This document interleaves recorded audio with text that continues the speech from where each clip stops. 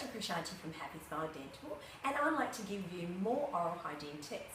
I do believe prevention is the key to oral health, and the more work you do at home, the less work I have to do for you.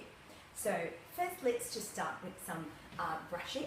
So last time I spoke about brushing. Now, with brushing, you must use a soft toothbrush, and when you select your toothbrush, make sure it says soft on the top of it. It can be a reputed brand like Colgate. This one's actually specifically for an orthodontic purpose, which is braces, but make sure you do choose a soft toothbrush. Now, if you don't choose a soft toothbrush, if you actually brush with a medium or hard toothbrush, then what can happen is you can wear away your gums. Now, the other most important thing that I'd like to take you through today is how to floss. Now, a lot of people don't floss. I see those guilty grins. So I'm just going to show you how to floss properly. So if you look at this model here, and I'm going to take a piece of floss. This is just your normal, standard, everyday floss. I usually find the waxed version better than the normal floss because it actually slides in better. So if you look at this model, when I go in, can you just see right on top here in the light? It's actually just, let me just wrap that around properly. And you can see when I go around there, with just using my thumb, it just goes in and out. That's actually cleaning the surface in between the teeth. Now, one thing people do not realize is they've actually got to clean the gums as well, because that's what prevents gum disease, either gingivitis or periodontitis, which is actually worse, and which can actually destroy the bone. So when you're flossing, you want to do a sort of like a horseshoe shape. Just one second there. A horseshoe shape, like a good luck. So you go in and you go up and down in a U shape. So you're covering a lot more surface area. And same here. Okay. Now, I'm not sure whether you realize, but there are other types of floss, like this one here.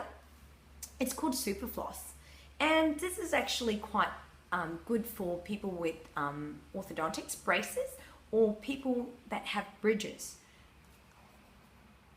So I'm going to demonstrate to you now how to use that. So just pretend that we cannot actually get this floss from the top and you need to clean under a bridge. So with this floss, you'll find a stiff end here. And what you actually do is, because you can't put it through the top, well, in this case you can, but if it's a bridge you can't, because the appliance is actually connected. So what you have to do is thread it through, and you pull it from the other side, and then you gently go up and down in a U-shaped manner. Okay, and then you can pull it out that way, and that helps with super floss. Now, for people that have bigger hands, you'll find that sometimes it's hard to get into your mouth, and I can understand the dilemma.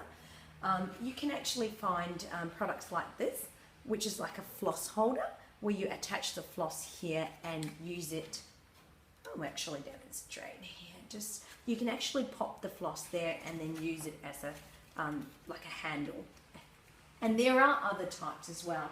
Like, for example, like if you look at these products by Erskine, you can see this one here. They actually sell these in a box of probably 10 or more, and you can actually get that, and that's much easier to floss with this kind of type of floss. They've actually got handles for these too if you want to get further to the back. I know it's difficult to floss at the back. And as well as flossing, you can use, say, water flosser.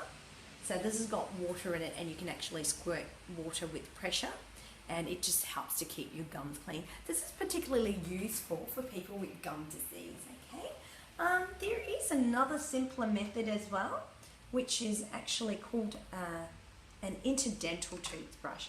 Now, a lot of people don't realize that they can actually clean with this type of brush. This is what it looks like. So you can see it looks like a bottle brush, and it's for people that have a little bit more gap